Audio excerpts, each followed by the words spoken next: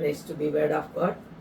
வார்த்தையாகிய திரியேக தேவனாம் பிதா குமாரன் பரிசுத்த ஆவியானவரின் திரியேக நாமத்திலும் சத்தியமார்க்கம் சத்தியம் பல்கலைக்கழகம் சித்திரை எழுத்து அச்சகத்தின் சார்பில் உங்கள் அனைவருக்கும் வாழ்த்துக்களை வணக்கத்தையும் தெரிவித்துக் கொள்கிறோம்.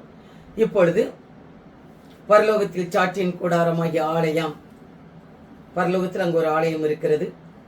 அந்த ஆலயத்திலிருந்து தேவன் உலகங்களை எல்லாம் எப்படி சிருஷ்டித்தார் என்பதை நாம் பார்த்து கொண்டு இருக்கிறோம். ஆதியிலே தேவன் வார்த்தையாக சத்தமாக இருந்தார். அந்த வார்த்தையாகிய தேவன் தான் தன்னுடைய வார்த்தையை கொண்டு காற்று மண்டலங்கள், வானங்களையும், தண்ணீரையும், சமுத்திரத்தையும், மண்ணையும், பூமியும் சிருஷ்டித்தார்.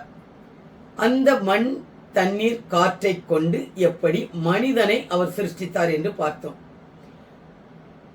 அந்த மண்ணில் தண்ணீர் கலந்து, அந்த மண்ணும் தண்ணீர் கலந்த அந்த களிமண் சைஸிலான அந்த மண்ணிலே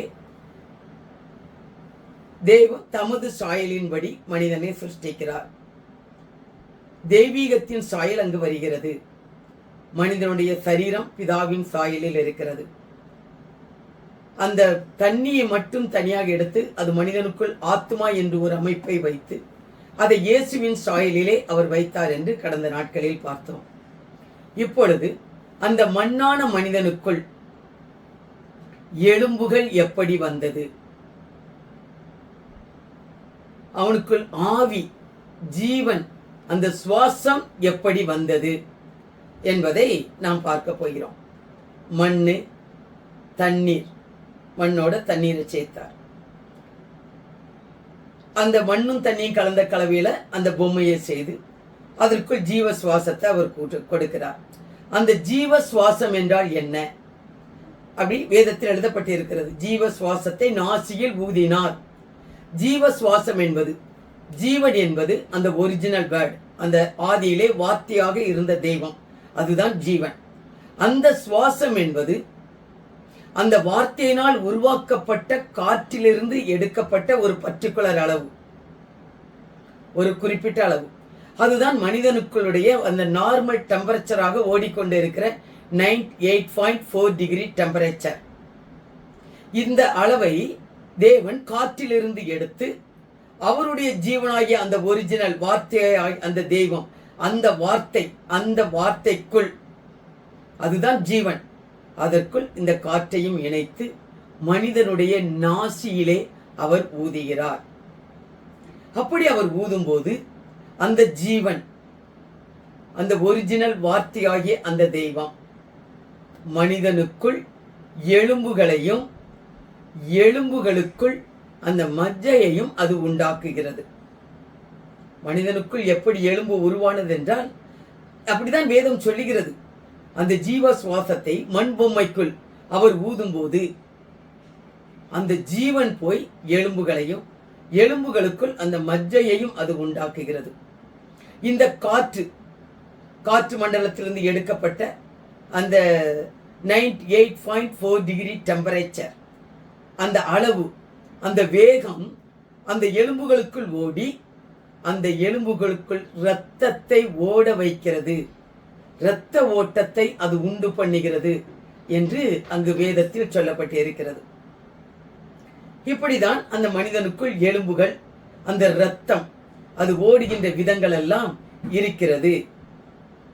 இப்ப வேதம் ஆதியாகமம் 2:7 வேதம் சொல்லுகிறது, தேவனாய கர்த்தர் மனுஷனை பூமியின் மண்ணினாலே உருவாக்கி ஜீவ சுவாசத்தை அவன் நாசியிலே ஊதினார், மனிதன் ஜீவ ஆத்மாவாக மாறினான்.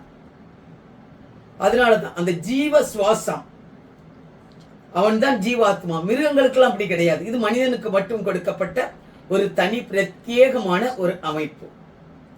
யோபு 7:7 சொல்லுகிறது, என் பிராணன் காற்றை போன்று இருக்கிறது என்றும் என் கண்கள் இனி நன்மையை காண போய்விறதில்லை என்றும் நீ நினைத்தருளும். அப்ப அவருடைய பிராணன், அந்த பிராணன் காற்றை போல் இருக்கிறது. உள்ள தேவன் கொடுத்த அந்த பிராணன், அந்த உயிர், அந்த அது காற்று. நம்ம ஆர்டினரி காற்றுக்கும் நம்ம உயிர் மூச்சு காற்றுக்கும் நிறைய வித்தியாசங்கள் இருக்கிறது. அதுதான் அந்த பிராணன், அது காற்றை போல் இருக்கிறது என்று யோபு பக்தன் சொல்கிறார். யோபு 16:3 வேதம் சொல்கிறது, காற்றை போன்ற வார்த்தைகளுக்கு முடிவிராது. இப்படி நீர் உத்தரவு சொல்ல உனக்கு துணிவு உண்டாகிறது என்ன? காற்றை போன்ற வார்த்தைகள், காற்றை போன்றது வார்த்தைகள், காற்று. அப்போ அந்த பேச்சு, மூச்சு, வார்த்தை இது எல்லாம் காற்றாக இருக்கிறது, காற்றை போன்று இருக்கிறது. அப்போ அந்த அந்த அந்த ஆவி, அதே ஆவியானவர் அவருடைய சாயலில், அந்த திரியேக தேவன், அந்த மனிதனுடைய பாடி ஸ்ட்ரக்சர் அது பிதா சாயலிலும், அந்த இதயத்துக்குள் இருக்கப்பட்ட அந்த ஆத்மா தண்ணீர் போன்ற அமைப்பு இயேசுவின் சாயலிலும், அந்த மனிதனுக்குள் ஊதப்பட்ட அந்த காற்று ஆவி ஆவியானவருடைய சாயலிலும், அதுல தான் எலும்புகள் உருவாகிறது.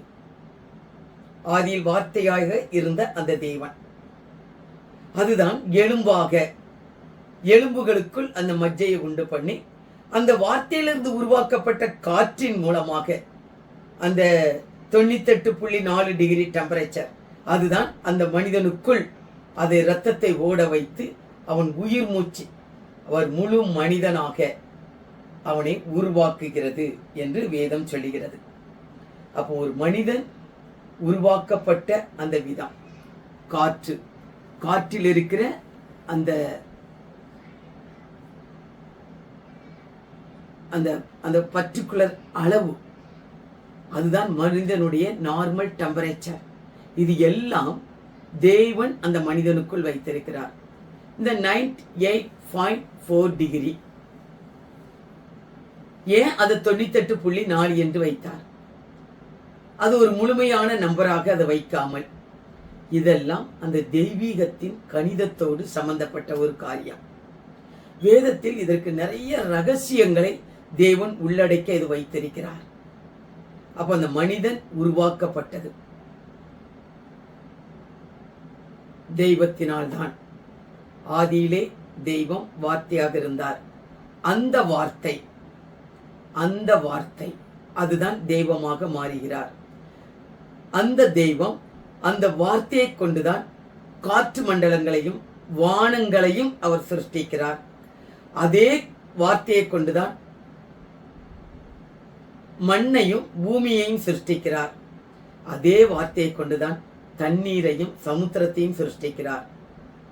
பின்பாக அந்த காற்று, மண்ணு, தண்ணீர் இந்த மூன்றையும் எடுத்து அவர் மனிதனை உருவாக்குகிறார். மனிதன் மண்ணால் செய்யப்பட்ட அந்த மனிதனுக்குள் எலும்புகள் வந்து அவருடைய ஜீவ சுவாசத்தை உள்ளே ஊதும் போது அந்த எலும்புகள், அந்த மஜ்ஜைகள் உள்ளே உருவாக்கப்படுகின்றன. மனிதன் முழுமையான ஜீவ ஆத்மாவாகிய ஒரு மனிதனாக தேவ சாயலில் அவன் படைக்கப்படுகிறான். அதான் ஆதியாகமம் 1:26 நமது சாயலின்படியும் நமது ரூபத்தின்படியும் மனிதனை உருவாக்குவோமாக என்று சொன்ன தேவன் அந்த மனிதனை, அவனுடைய பாடி, அவனுடைய சரீரத்தை பிதாவின் சாயலிலும், அந்த ஆத்மாவை, ஆத்மா என்பது எண்ணங்கள், நினைவுகள், யோசனைகள், சிந்தனைகள், அதை இயேசுவின் சாயலிலும், அந்த ஆவியை, ஆவி என்பது அவனுடைய பேச்சு, மூச்சு, வார்த்தைகள், சொற்கள், அது ஆவியானவருடைய சாயலிலும் தேவன் உருவாக்கி தேவன் அந்த மனிதனை முழு மனிதனாக படைக்கிறார். இப்படிதான் மனிதன் உருவாக்கப்பட்ட அந்த வரலாறு பரிசுத்த வேதாகமத்தில் எழுதப்பட்டிருக்கிறது. எல்லாம் கண்களை மூடுவோம், ஜெபிப்போம். ஸ்தோத்திரிக்கிறோம் ஆண்டவரே. மனிதன் எப்படி உருவாக்கப்பட்டான்? முதல் மனிதன் ஆதாம்.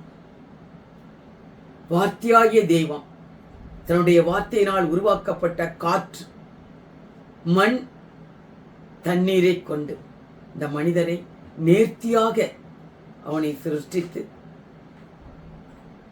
அந்த வார்த்தையாகிய திரியேக தேவன் மனிதர்களுக்கு தன்னை வெளிப்படுத்திய பிதா, குமாரன், பரிசுத்த ஆவியாகிய அந்த திரியேக தேவனின் திருச்சாயலை மனிதனுடைய சரீரத்தில், அவனுடைய ஆத்மாவில், ஆவியில் வைத்து அந்த மனிதனை நீர் உருவாக்கி எங்களை ஜீவ ஆத்மாவாக வைத்த கிருபைக்காக உம்மை நன்றியோடு துதிக்கிறோம்.